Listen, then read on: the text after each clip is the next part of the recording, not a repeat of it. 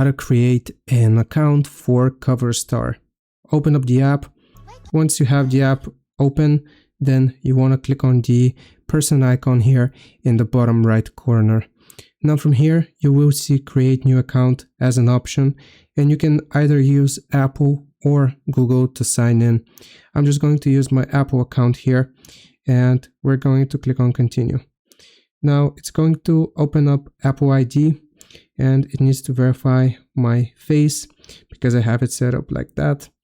And now that we have initiated this process, it's going to ask us for a username. So I'm going to do that. You need to select your birthday. Now make sure you abide by the platform's rules for your age, and your birthday won't be shown publicly, and you need to choose your gender as well. So I'm gonna do that. Okay, so I just clicked on continue. Now it's saying find your friends. I'm gonna skip for now.